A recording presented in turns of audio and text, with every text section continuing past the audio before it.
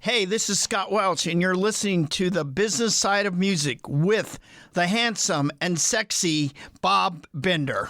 Do you understand the words that are coming out of my mouth? Quiet, numbskulls, I'm broadcasting. Can we get serious now? One thing that did happen during the 60s was some music of an unusual or experimental nature did get recorded and did get released. Now look at who the executives were in those companies at those times. Not hip young guys. These were cigar-chomping old guys who looked at the product that came and said, I don't know. Who knows what it is? Record it, stick it out. If it sells, all right. We were better off with those guys than we are now with the supposedly hip young executives who are making the decisions of what people should see and hear in the marketplace. Success in the music business begins with a dream, a vision. This podcast will give you, the listener, the insight and tools to turn that vision into a reality. Meet the industry professionals who work day by day behind the scenes, helping to make those dreams come true. Welcome to the business side of music. Very special edition here of the business side of music. Sitting in the studio, not the business side of music, Music Dog Studios, but all the way, I believe, in Salt Lake City or thereabouts. We're in Provo, Utah at Rock Canyon Studios here. I partnered here with my friend Gaynor Brunson. This is his studio, and we just get to do all sorts of things here. And what a fun thing to be part of your show here, Bob. Thanks for having me on. Well, it's none other, folks, than Nathan Osmond. Welcome to the show. Thank you, brother. It's great to be here with you. Isn't it amazing what technology can do for us these days? Yeah, and it only took us a half an hour to set it up. Only a half hour setup, you know. Thank goodness we didn't have any cartage, you know. Yeah. and sound check. So, Nathan, you know, you have a name that is obviously easily recognizable. Oh, thank you. You come from that lineage of, you know, the Osmond family. When I did some research, I found out that you're actually one, and correct me if I'm wrong, but you're actually one of 39 children? Well, there's, I think, about 57 grandkids on the Osmond side. I'm one of 8 boys. I'm Alan's son. See, the number one question I'm asked as an Osmond is, who's your daddy, right? Yeah, so my daddy is Alan Osmond. He's the oldest of the performing brothers. Now, they had 2 older brothers that were deaf, Verl and Tom, and so they didn't do a lot of performing with the brothers. So my father, being the oldest that could hear, became the leader of that group, the spokesperson, and yeah, he'd snap his fingers, he'd go 1, and they'd all line up, you know. He had to run a tight ship with that many kids. I guess so. But you have really set a course for yourself, which I think is very intriguing. And I love the idea that you are really your own individual and haven't relied so much on your uncles or aunts or your dad. I always ask someone who's on the show, how did you determine that you wanted to be in the music business? You know what? I grew up on the set of the Donny and Marie show with my brothers. You know, we watched our father and uncles perform and Aunt Marie, and we just thought it was so fun. We watched the Andy Williams reruns, you know, the tapes that we pop in, and we started singing side by side and all these barbershop harmonies, and we were singing it in 2-part harmony. We just had a knack for it, an ear for it. My father's like, who taught him that? And so he started teaching us a 3rd part, then a 4th part. And as we started to sing at church and local things, you know, my father told us, listen, boys, I'm not just going to hand this to you. We were known as the one-take Osmonds on the Andy Williams shows because we rehearsed every single day, all day long. We earned every standing ovation. If you want to get into this business, prove it. Show your father you want it, earn it, and then I'll start opening some doors for you. So we really buckled down. We were up every morning at 6 a.m. singing, and then after school, sitting in like, you know, a semicircle, just start woodshedding those harmonies. And our friends would knock on the door. Can you guys come out and play basketball? Oh, sorry, we got to rehearse. You know, we just had to show our dad that we really wanted this thing, so we went after it. But here's the point, though. We're so grateful that he taught us how to work hard, how to work smart, because this is a tough business, and you got to have thick skin in this business. So my brothers and I, we got, you know, an opportunity to be on television locally in Utah on this talent showcase with Eugene Zeleznik. Well, People magazine wrote an article about this new generation of Osmonds. Well, guess who read that article, Bob? None other than the Bob Hope. And he's like, I want those boys on my show. So guess who got on his show? We did. And we recreated the Osmonds, kind of nostalgic, the same routines that they did with Bob when they were kids. Well, Curb Records saw that. They signed us, and we had, 3 songs in the top 40 in the UK on Epic Sony, and we used to tour with New Kids on the Block, Color Me Bad, Salt and Pepper, Naughty by Nature, Extreme, a lot of these 90s bands. And it was a lot of fun. But then, we got to the point where my father was hit with something called multiple sclerosis, and his brothers bought a theater in Branson. And they're like, hey, Alan, how would you like to do what you do, and the boys as well, and never have to leave home? The audiences come to you. Well, it wasn't a career move, but it was fun. And it kept us together as a family. So we all moved out to Branson. My brothers and I won, Best Young Group of the Year 3 years in a row. We kind of laughed, and I said, I think we're the only young group in Branson at the time. But hey, we had a good time. And that's where I got turned on to this genre called country music. And I even told Garth Brooks this when we sat down together. I said, my cousin Travis is a hick. And he sat me down outside the Osmond Family Theater in his Ford F-150, popped in a cassette, and he said, now you listen to this guy Garth. And I was like, this is country music? Thunder Rolls came on. I'm like, this is cool. And I was hooked. But anyways, I never thought that I would go off and do my own solo career as a country singer. But as soon as I got married, I done some musical theater. I did Joseph and the Amazing Technicolor Dreamcoat for 2 years. And then after I got married in 2002, I did that show again along with Annie Get Your Gun. And my beautiful bride, I've only been married to her for about 2 months. Sees me come out in this cowboy hat and chaps, a vest and everything. I was playing Mac in the show. She goes, you're supposed to be a country singer. And I said, what? I like country, but I'd never considered going off and doing my own thing. And so I took her seriously. I'm a songwriter, and I love to play music, and I love to write music. I've done R&B. I've had, people like Brian McKnight produce some of my stuff, or my brother David, and and I always wanted to, be a good songwriter. Well, the day came when I got the chance to work with Lonestar. They came here to Utah. And Dean Sams is the keyboard player. Well, I'm a keyboard player. So I wanted to tell those guys, I want to come out to Nashville and I want to write with you guys. And so I went up to the guy I had the most in common with. That was Dean Sams. And I said, hey, is that your keyboard over there? Of course it was. He was just playing it. But I said, hey, I'm a keyboard player. Told him a little bit about my songwriting. I said, it's always been my dream to come to Nashville and write with you guys. You never do a bad song. And he says, well, here's my email. He wrote it down on a napkin. And he gave it to me, and so did Richie McDonald, their lead singer, and I thought, it can't be that easy. I've learned in life, Bob, that you got to swim out to meet your ship. You don't wait for it to come into dock. You got to swim out to meet your ship. So I created the opportunity.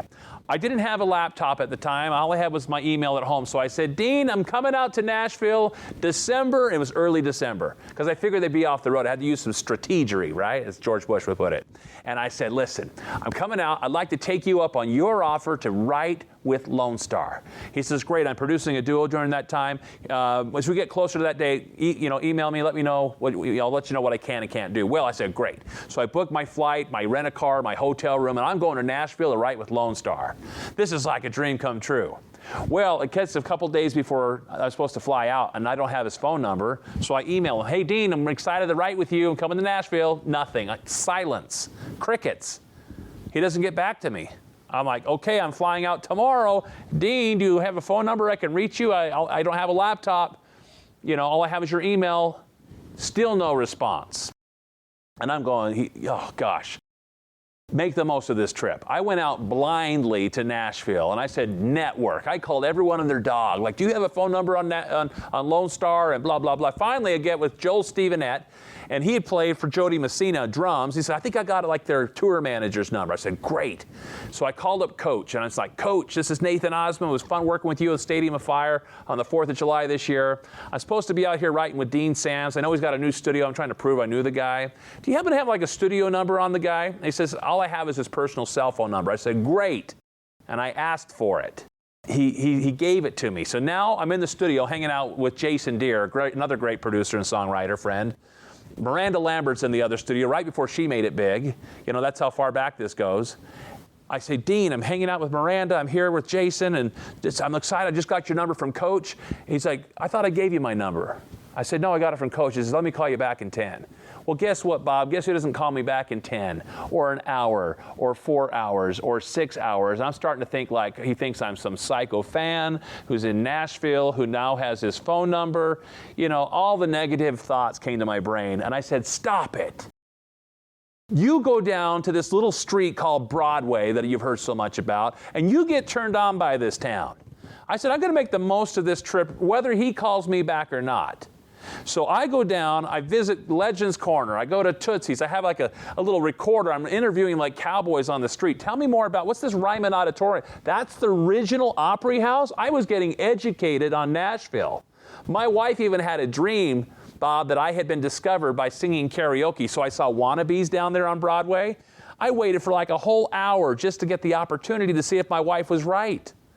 Nobody, I mean, I got a standing ovation, but nobody discovered me that night. But you know what it did? It kept me out late enough so that when I was out in front of the Wild Horse Saloon, which just got purchased, listen to this. My phone goes off, and it's Dean Sams, and he's like, Nathan, I'm an idiot. I totally I forgot to call you back. What are you doing right now? I said, Dean, I'm in my car driving to your house. How the heck do I get there? He just laughed. He's like, Nathan, I love your tenacity. That's what you need to make it in Nashville. And he says, I write my best stuff late at night. Come on over. So I went over. Laurie Killian Starr, another great songwriter, was sitting there with him. And basically, he sat me down at his piano. And he said, Nathan, let me see what you got. In other words, prove yourself. You have to prepare for these moments. I've learned this. This is where my father's advice came into play. I had to be ready when the opportunity presented itself. So I started playing some of my best snippets of my best songs. He's like, you wrote that? I said, yeah. Play another one. So I whipped out another good one. He's like, wow. It's like, so I played about 3 snippets. Then finally he cuts me off. He goes, all right, Nathan, 3 things. Number 1, I hate you. And here I'm new to Nashville, so I get nervous. And he says, because I'm a keyboard player, and you make that look easy. So I was like, oh, good. Number 2, what are you doing in Utah? You got to get out here to Nashville. You have so much talent. He said, we got to get you writing some tunes out here. Number 3, tomorrow night at 9 o'clock, guess who's coming to my house to write? You are. So I'm like lighting it up, and I'm like, holy cow. And so in my brain, I'm talking to myself. You know, you're talking about the business sense right here, the business side of music. I said, play up on his ego a little bit. This is like a superstar. So I said, Dean, do you happen to have any starters? You know, let's pick one of your songs. Let's write one of yours. I had that recorder, and he played da-da-da-da-da-da-da-da-da-da, this great, beautiful medley on the piano. And I said, that's gorgeous. Let's write that one. Anyways, I took that melody back to that hotel, and I spent all day on that song, just fine-tuning it and writing it. 9 o'clock shows up the next night. I'm in his studio again, sitting on his piano, and guess who whips that song out? I said, hey, Dean, check this out. I kind of threw this together. I know I've always wanted to believe. He's like, you wrote that? I said, yeah, I just kind of threw it together. I spent all day on that song, baby. But you know what? He loved it, and then Laurie and he and I, we tweaked it, we made it better, and then we had time to actually record it. So I drive home listening to a demo that I had just written with Lonestar. I played the keys on it, and I did the vocals. And I had tears streaming down my face. It's obviously more than just a song. It's a moment in time that moved you. And I can still see the emotion of it all. You know what? I think that's probably one of the most beautiful things in the world, that especially at your age or my age, that moments like that can still just touch our heart and touch our soul. We were talking about a little earlier before the show that sometimes as men we still scream like little girls, but it's okay if we cry too, because you know we're in a very emotional business. Absolutely, Bob. And I think sometimes that in itself gets in the way of the music aspect of it. We let our emotions run. My wife is famous for saying to me, you really don't like to make money, do you? Trust me, I've heard those words. My father, who sold over 100 million records, keep it a hobby. Keep it a hobby, right? It's like, why would a man that sold over 100 million records tell his own son to keep it a hobby?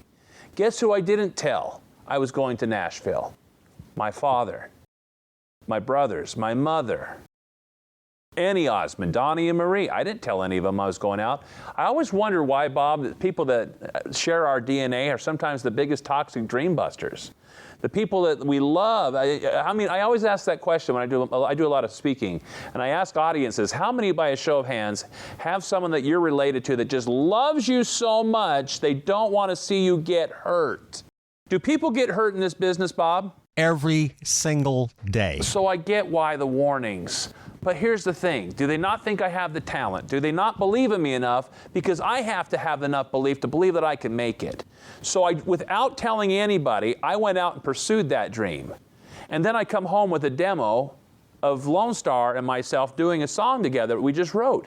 I still didn't show them that yet because I wanted to go after something, because only two weeks later, guess what happened? We were going to write that song for Rascal Flatts, but they already had their album in the can. So guess what Dean says to me? He's like, Nathan, we love this song so much, we're going to record it. The first song I ever write in Nashville gets tied up by Lonestar? This is too good to be true. And it was, because 2 weeks after that, guess what happens? After 14 years as their lead singer, my friend Richie McDonald emails the band and says, hey guys, I'm going to go solo. I'm going to sing some gospel music now. And that was just so devastating to those guys and to the band, and like they were livid. And Dean's just venting to me, and I'm like, oh, I'm thinking to myself, what about the song? What about the opportunity? Oh, there goes one of my favorite bands. Well, guess what? I had to think fast. I had to turn lemons into lemonade. I said, well, Dean, if you guys aren't going to record that song, do you mind if I do? And he says, well, dude, why don't you just come to my studio and I'll produce you? And that's how I got my feet in the door, my big size 16s right here, baby. I got him in the doors in Nashville. Now I got Lonestar producing me. And I found something really cool. You talk about the business side of music. I found that if you want to sound like the guys on the radio, go to Nashville and get the guys that are on the radio to play on your stuff. And he was a great writer, great producer, found some great tunes. I cut 4 sides out there in Nashville. Well, then, ...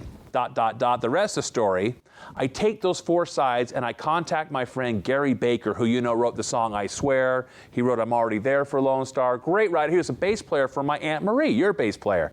And so I reached out to this old contact I have with Gary and with Frank Myers, and I was like, hey, I'd love to play you guys some stuff that I'm cutting. I'm like, my dream is to do this album. And so I played him what Dean had produced, and he says, well, heck, come on down to Florence, Alabama, right outside of Muscle Shoals. I got my noise block, studio down there. Let's go ahead and have you come down and I'll produce you. So I got 2 producers on my first album, 2 amazing musicians and songwriters, and we got the best players. I mean, you name it, they were on my album.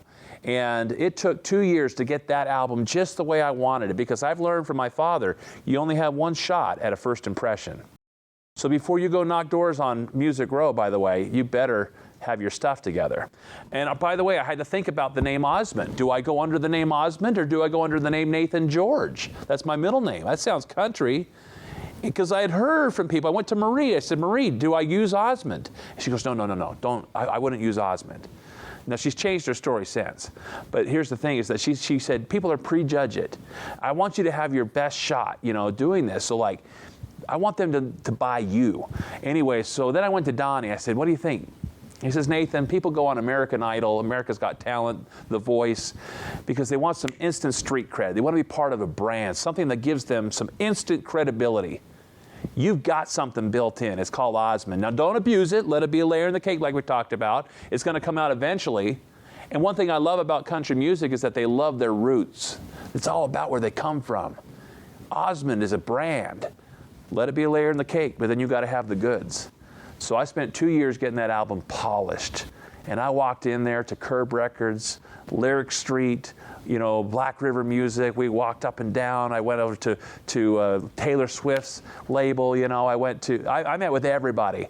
It was so fun as I sat there with Curb Records. They're listening. It's like, wow, this is good stuff.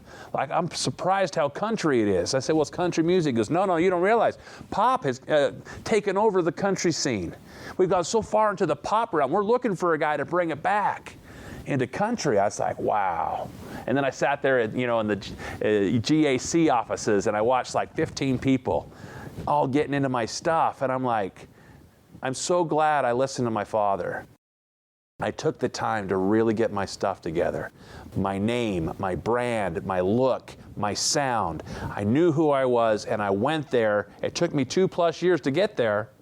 But then I put my best foot forward, and I got signed on a label. We've had 4 consecutive #1s since then. And even the third one that I had, I actually got to replace my friend Vince Gill on this recording with Jack Green. You know, the very first ever CMA award winner. In fact, that night, guess what? The very first CMA, Loretta Lynn said that if he'd been wearing a skirt that night, he would have taken them all home.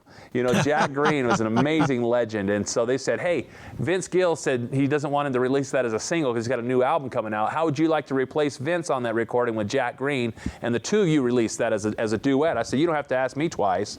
I'd love to record with Jack Green. And so we did, and that went to #1 on the indie charts. But my latest song that went to #1 is called Stars and Stripes, and I got to write that, and it's all about our troops. That's opened doors for me to do a lot with our veterans and our active duty. You know, they even made me an honorary command sergeant major. They let me in the Pentagon, baby. Isn't that crazy? But you know what? I just tell you this. I love country music, and I love the people in it. I started realizing that as my father and uncles had some big hits in the 80s in country. I said, you know what? Some of the nicest, most down-to-earth people I've ever met in this business are the country folk. And I think I can hang with them. And so it's just been a really good decision. My wife was inspired. I'm so grateful I went country. We're in the studio here today with Nathan Osmond, talking about his life and his career. You're listening to the business side of music. Branding. What is it really? It goes by many names. Marketing, licensing, and image. When in reality, it's 7 key branding formulas that all need to harmonize perfectly. Mess up just one formula and you have compromised the whole brand build. Dead Horse Branding facilitates all 7 formulas under one roof, building, promoting, and marketing all brands at all different stages of their level. We are a marketing team's dream, and we were built to service talent, artist managers, record labels, independent artists, iconic brands, legacy estates, and startups. Rooted in music and seated across other industries like fashion, various talent, hospitality, authors, interior designers, lifestyle brands, and corporate entities. The 7 branding formulas do not discriminate. 7 branding formulas, all in one swift movement. Sick of beating that dead horse? Come to Dead Horse. Please visit us at deadhorsebranding.com or send us an email to info@deadhorsebranding.com. When you have a Korg synth at your fingertips, the possibilities are endless. Be it digital, analog modeling, altered FM, wave sequencing, or the multi-engine synth, Korg gives you easy access to a variety of features to help you get the perfect sounds quickly. Whether you're a professional musician or just starting out, Korg truly has a synthesizer to help you express yourself. Visit Korg.com or your favorite Korg dealer to get your hands on one of their products to create new music always. Korg, the official sponsor of the business side of music. You're listening to the business side of music. Back in the studio here, Nathan Osmond, all the way from Provo, Utah. You know, this is where Fletch went in that first movie, Fletch. Yes, He that's came right. to Provo, baby. You know, Provo is, by the way, one of the #1 places on the earth for uploads onto YouTube. There's a lot of indie artists here in this city. I mean, Imagine Dragons came out of here. You know, it's amazing. You got like Neon Trees and a bunch of groups that have come out of Provo. It's crazy. I was raised in Provo, up on Osmond Lane. That's right. We've all moved away from there, so now they call it Osmond Left. But anyways, we love it here in Utah. I now live in a city called American Fork, but Nashville has been my second home. And I remember, because they have that whole term, it's talking about, you know, must be present to win. You've heard that term. You talk about the business side of the music business. I was opening up for Chris Young. And at the time I was living with Jack Green out in Mount Juliet, you know, and just outside of Nashville.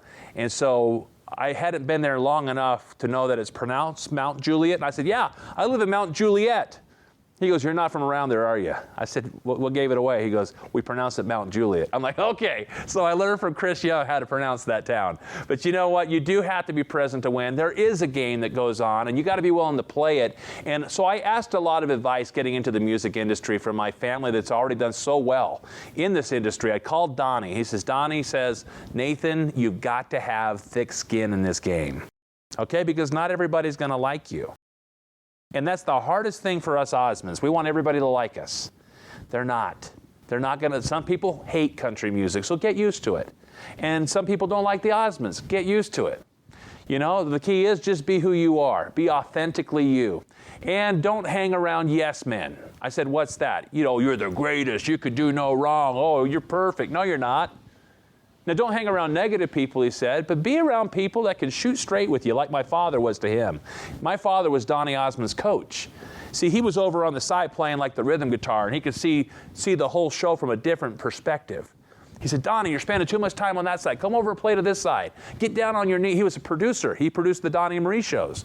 They were in the Guinness Book of World Records for the most watched variety TV show. They had a 60 share on the networks. That's like Super Bowl ratings every week. That's, of course, you only had, 3 or 4 networks, but that's a lot of people watching you. And I grew up on those shows. So my father, having a dad that's been there in the industry, you know, someone that can really shoot straight, you know, he always said, hey, you're flat, fix it. Now, some people might think that's harsh, but you get right down to the business of fixing it.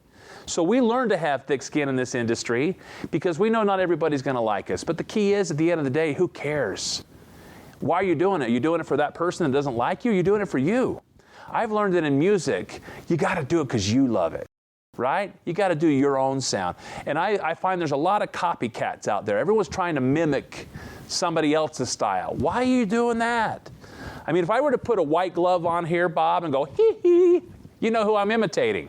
If I do this, you think, okay, Madonna, right? These are called signature moves. My friend Jason Hewlett showed me this. We've got to have our own signature moves. I mean, you can be inspired by somebody, but at the end of the day, don't try and copy them. When it comes to songwriting too, Bob, I've learned that my father told me this. He says, the best songs aren't written, they're rewritten. Now, this goes along with being influenced by your favorite artists. See, my father really liked this song called Jeremiah Was a Bullfrog, Joy to the World. He just loved that song so much he wanted to write one just like it.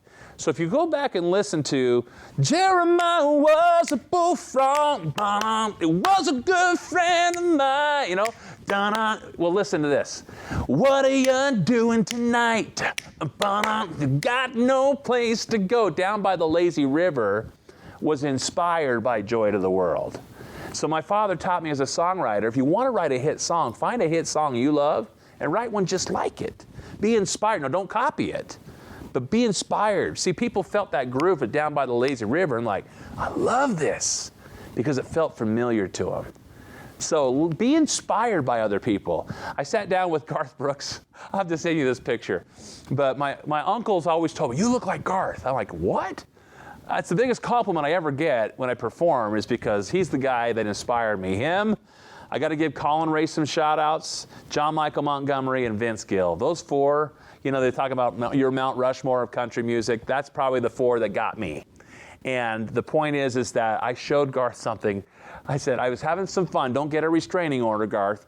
But my uncle said I look like you. And so I had some fun with Photoshop. I took a photo, like I channeled my inner Garth. And I took half my face and half his face. I meshed them together. I call it Garth Osmond. I'll send it to you so you can see it. Please Tricia do. Yearwood grabbed my phone. She's like, oh my gosh, Garth, you found your doppelganger. I was like, oh my gosh. It was hilarious. We're all laughing. But you know what? You got to be inspired by people that inspire you. I told him about that Thunder Rolls story I told you on this show, and he loved that. And to be able to sign my album and to give it to him and to Tricia and said, you know, you guys inspired this. That was such an honor to get to meet my heroes in this business. And now to think I've replaced Vince on a recording. I have Colin Ray on my latest album. You know, these are so fun. I got to meet John Michael Montgomery backstage. It's so fun to get to meet the people that kind of set you down this path. You know, and I love that 90s sound. I love the 90s country. I think that's the sound that really got to me. But now I go back and I listen to like the classics. You know, I listen to the roots of country. I walk through that Country Music Hall of Fame and I see people like Jack Green, you know, and others like him, little Jimmy and others that we miss so dearly. And just to think about, you know, how much influence they had on the guys that inspired me too. So I love the old stuff too. There's 2 things that you mentioned that I really want to reiterate, and that is, 1, we already have a Taylor Swift. We already have a Garth Brooks. We already have the Madonnas of the world. Be yourself. Don't try and emulate someone else, because that's not original and you're not being creative. And then the other thing is, We just had this conversation on a previous podcast episode. There's only so many notes. There's only so many chords that can be constructed into a song. So once again, find those creative juices that you have. Yeah. And create that music that is yours. Take claim to it. Take ownership to it. And you'll be surprised that now, obviously, if you come out with something that's kind of punk polka, there may not be a big audience for it. Hey, I think we need some room for punk polka. I think that would be amazing. I did a song in this studio. You know what we called it? Beach Rave. And it was the coolest song. I wrote it with my friend Scott Evans, but it was like doom-a-doom-a-doom-a-doom. It almost sounded like that warm California sun, you know, it kind of had like a jingly feel that could be any California commercial. But I said, that's a killer rave. Beach rave is what we called it. So you can come up with your own genres. I interviewed on this set here the Beach Boys, and guess what the Beach Boys said? We made up words like, that don't even exist, you know. I'm feeling good vibrations. She's giving me excitations. They said that word doesn't even exist. We came up with it. Isn't that cool? I love talking to other songwriters. I've had a chance to write with incredible guys, Steve Dorf, Tony Asher, you know, Michael Curtis, who's written a lot for Colin, you know, Gary Baker, a bunch of great songwriters. I just love working with such talent. And the beautiful part is yeah, they can get inspired by others, but they put their own twist to it. And I found that's what you got to be. If you want to stand out in this industry, be you. They told me when I came to Nashville, oh, Nathan, you got to play guitar. If you're going to be the front guy, you have to have the guitar in hand. But I'm a keyboard player. You know what I like what Dean Sams at Lonestar does? He gets a V-shaped, you know, 2 keyboard stands, and he stands at the front. How about I do that? How about I be a little bit different? I mean, how many keyboard guys are out front do you see? Elton John, you know, whoever else, you know, Phil Vassar. There's a lot of good guys, but there's very few and far between when they play the keys. So why am I going to be pigeonholed into like the same thing that everybody else is doing? Yeah, I got me a guitar. I can do rhythm, but keys are where I shine. So why not go be who you are? Now, if you play the outpouring, that may be a little bit more difficult to market, but hey, it's different. Stand out, you know what I'm saying? I found that you gain respect from those that are in this industry when you find out who you are and you own it. Yeah, I mean, look at Jelly Roll right now, man. I mean, that guy's just being who he is. I like, you know, my father, they had to use Led Zeppelin's sound system back in the day, right? And over in Europe, because they had to be louder than all the girls. They had the loudest sound system, Led Zeppelin's sound system. So they went to see it, one of their last shows of their tour, because they wanted to hear it, plus it was Led Zeppelin. And it was a phenomenal show. And of course, you know, strategically they keep the lights down. Encore, encore. Everyone's going crazy. So my dad and uncle's like, we better get out of here. You know, it's getting crazy. So they start leaving, and Led Zeppelin's manager stops them and says, hey, you guys can't leave yet. The band wants to meet you. Oh, you kidding? I said, I'm sure they're just being nice. They're probably exhausted. You know, says, no, you'll offend them if you leave. Come with me right now. So my father, during the encore, goes backstage. He almost gets hit in the head with a Frisbee. There's Led Zeppelin, the dads, playing catch with their kids while the crowd's going crazy. Completely different scene than what you saw on stage. And they see my dad and uncles, and Led Zeppelin goes, the Osmonds, oh, we love you guys. You know, just singing their praises. This is Led Zeppelin. And he says, hey, why don't you guys come up on stage when we do our encore, Stairway to Heaven? And the manager's like, no. You don't want the Osmonds on stage. When you're doing Stairway to Heaven, he says, we want the Osmonds on stage. So my dad and uncles got to stand on the side of the stage and watch Led Zeppelin do Stairway to Heaven. You know what he said to me? If anyone ever asks you who says your dad's cool, you tell them Led Zeppelin said so. Even Zeppelin loves the Osmonds. You know how many rock band members, I mean like Def Leppard, who was just here in town, said, home of the Osmonds, and they started doing Crazy Horses, the song my dad wrote. I mean, my dad was a rock and roller. A lot of people in the States want to remember the pop scene, you know, the bubblegum pop of the Osmonds, which were great tunes. One Bad Apple, Go Away Little Girl, you know, The Proud One. There's so many great songs they had. But the thing is that they were known as one of the loudest rock bands of the 70s in Europe. And that, in fact, you know, the Osmonds almost went a different direction when Donny and Marie were going their direction. My dad and uncles were this close to calling themselves gladiators. And they were going to wear just like War and just like Kiss. They were going to paint their faces up so nobody knew who it was because they loved rock and roll. But then they said, you know what? We have this huge opportunity for our brother and sister. They got this big national television show, and they took more of a producer standpoint, took more of a back seat, and pushed Donny and Marie out in the front because they said it doesn't matter who's out front as long as it's an Osmond. Now that's support. That is, you know, they put their own dreams on hold. Then they went country in the 80s, had a lot of hits there. So our family's been very versatile. And I think in business, talking about the business side of music, you've got to learn to recreate yourself. Because if you're a one-trick pony, you're not going to be able to stick around very much in this business. You have to be able to do all sorts of things these days. Write, produce, dance, sing, act, put a mask on, peacock Donny, you know what I'm saying? Like the mask, you got to be able to entertain people. And one thing I love about people like Mick Jagger and Madonna and Donny Osmond is they've recreated themselves throughout their careers. I mean, look what Donny's done. I look at him as a real good mentor. You know, not only has he been like the host of the $1 Million Pyramid, and he went on and won first runner-up on The Masked Singer, you know, and he's done movies, and he's done musicals like Joseph and the Amazing Technicolor Dreamcoat. What can the guy not do? And now he's out there 40-plus city tour right now with his Vegas show, with his own residency. I got to do the background vocals for Donny and Marie show at the Flamingo. It was a lot of fun, but you know, it's nice to have some family members in here that have been through the knocks and the pitfalls. And it was a hard thing for my uncle, you know, when he was, 21, and he's already a has-been. This business will chew you up and spit you out. And he went through a dark time. Go read his book, Behind the Smile, you know, like life is just what you make it. He almost got in a fight. He hung out with Billy Idol. He pierced his ear one night. His wife cried. He took it out, you know. But the thing is that Michael Jackson, sitting in his car, says to Donny, "Donny, your name is poison. People don't want to let you grow up. It's like the Brady Bunch, right? What kind of controversy can we get you into?" This is Michael Jackson talking. And Donny's like, "I don't want to get in a controversy. I just want people to like me again." Anyways, that was a neat moment with Michael Jackson. But the thing is that he went through some dark times. He even tried Broadway out.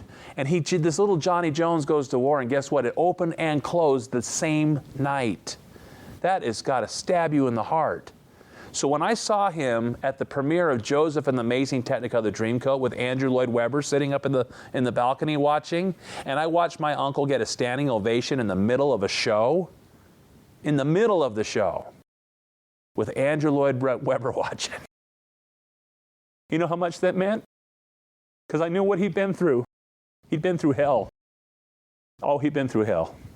But he said something in USA Today that I loved. I mean, he had to even come out as a mystery artist, as Soldier of Love, just so people would like him again. So they had to like the song before they liked the artist. It's a hard business. But you know what?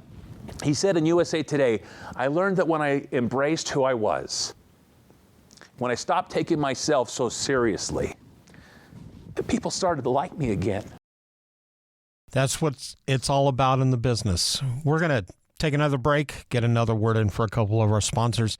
And then when we come back, I'm going to find out what's next for Nathan Osmond.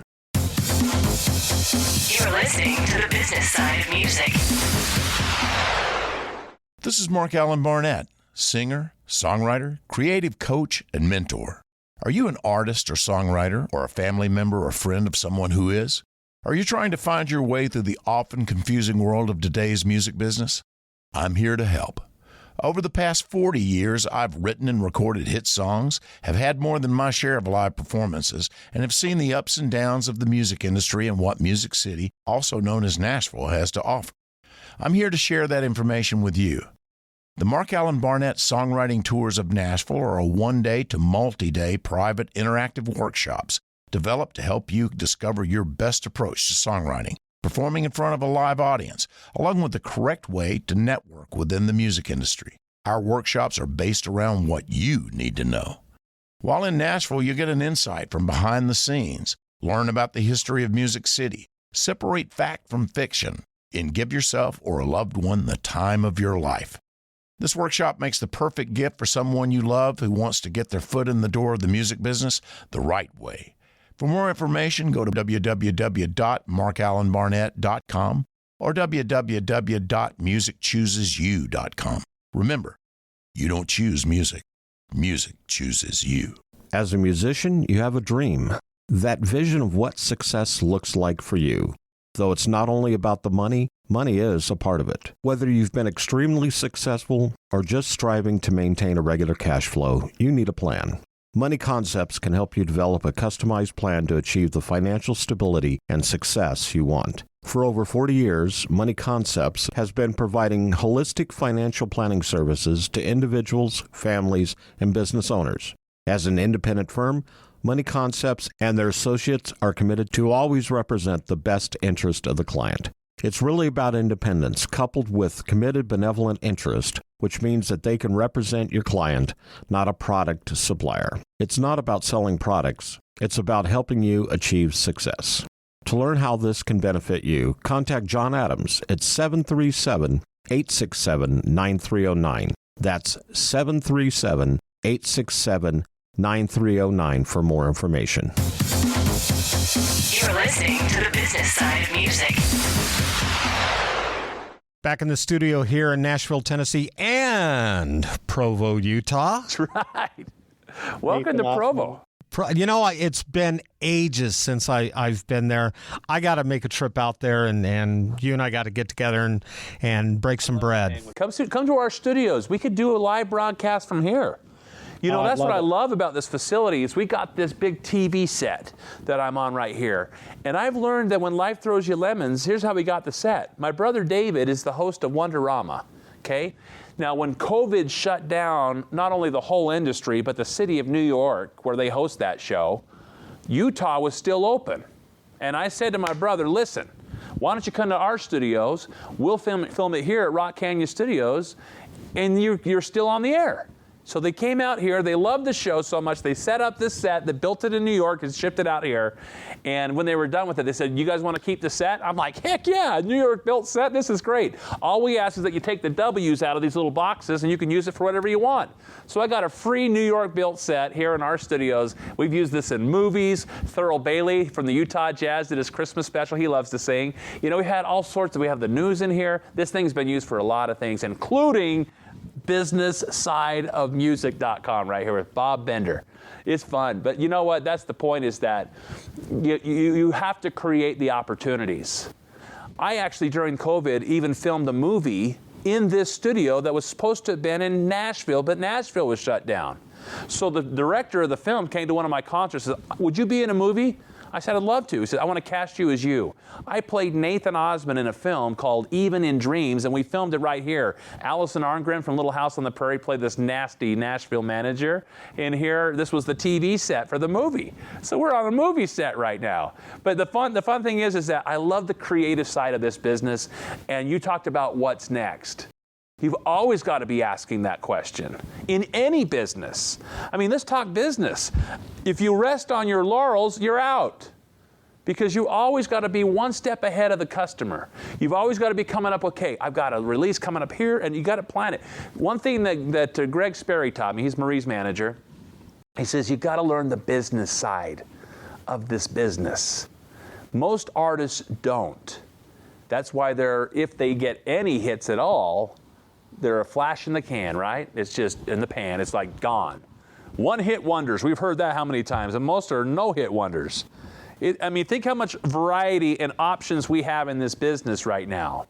So if you're trying to copy somebody else, no, that's something that a lot of these startup artists are doing. They're trying to find what's Taylor Swift's latest release, and let me go do a little cover song and put it on YouTube, and let me ride her success. There's wisdom in doing that because that's strategy. I mean, Rick Barker he's Taylor Swift's, original manager and a good friend.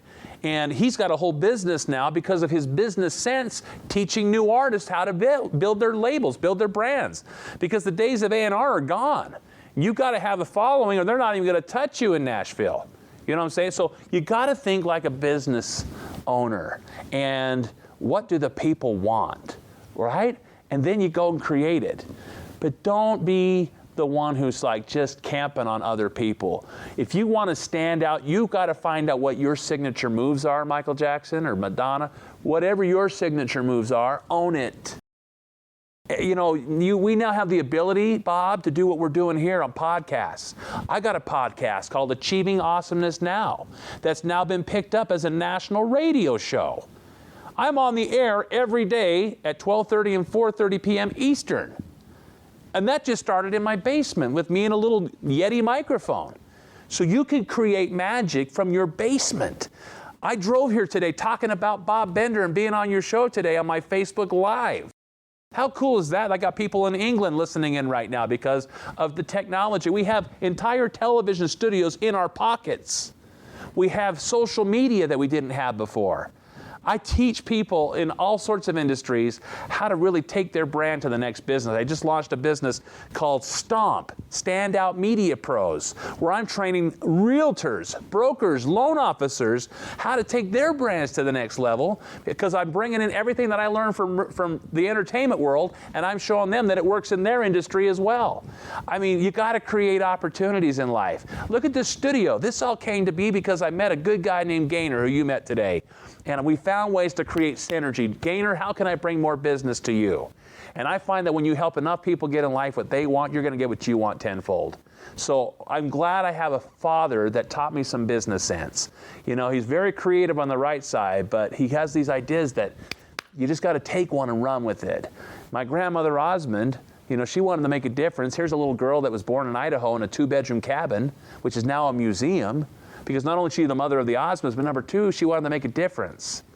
You know, when you want to make a difference in the world, I think that our Maker makes a way for you to do so. Because this little gal, she had this little foundation to help deaf kids because her two oldest were deaf, Verl and Tom, and she called it Osmond Foundation for Children of the World. Well, listen to this.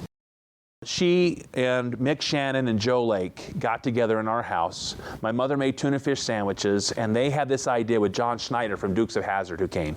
And get this, they wanted to create a new foundation. We already had a 501c3, we already had a studio, and they needed both of those. So we said, why don't we take Osmond Foundation for Children of the World and use our studio to do a telethon? Let's change the name of it now, because the whole cause changed to help kids with all sorts of different challenges, and we'll call it Children's Miracle Network, because it's not about the Osmonds, it's about the kids.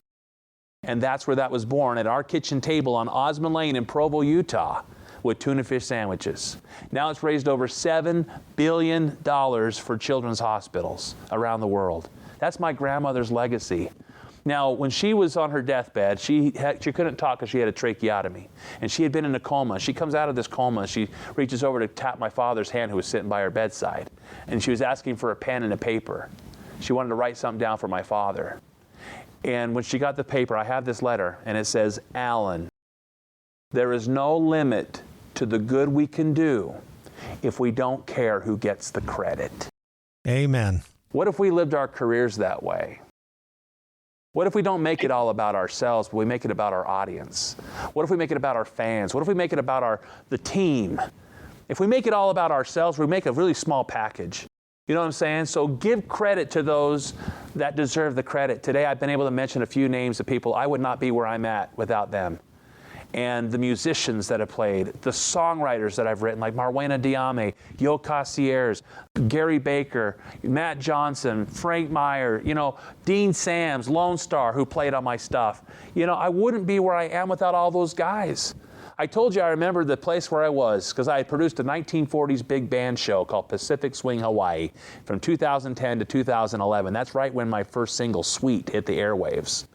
And as I was driving to rehearsal, right there by Pearl Harbor, coming over the hill, I hear, it's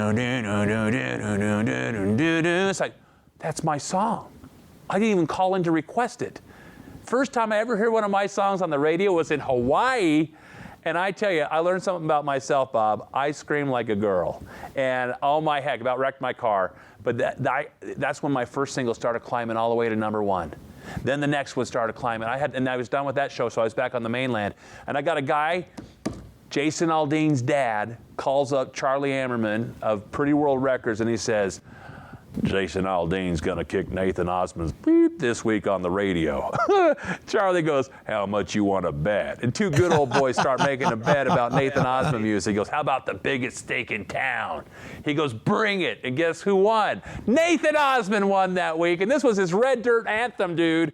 Like, chilling on a dirt road. I'm like, I stayed ahead of Jason that week. And it just became fun, healthy competition. But we won the steak. So, you know, that's what this business is. It's supposed to be fun. If you're taking yourself way too seriously, if you're buying your own press releases, stop it. Be real. That's what I've learned in this business. When you start to be real with people and vulnerable, heck, I've cried on Bob's show here today. Bob, you're a good-looking man. I love that hair, dude. So fun. You got to get to know Bob Bender. Thank you so much for having me on your show. This is awesome that you're covering the business side of this business because it's a fun business. But you got to go into it with your eyes open. You do. You do. And Nathan, I can't thank you enough for taking time out of what I know is an extremely busy schedule. And of course, we got to give a shout out to Camille for setting this all up. Thank you, Camille. You're amazing. Camille Matthews. We appreciate all she does. She's amazing. And we're going to do this again. Let's do it.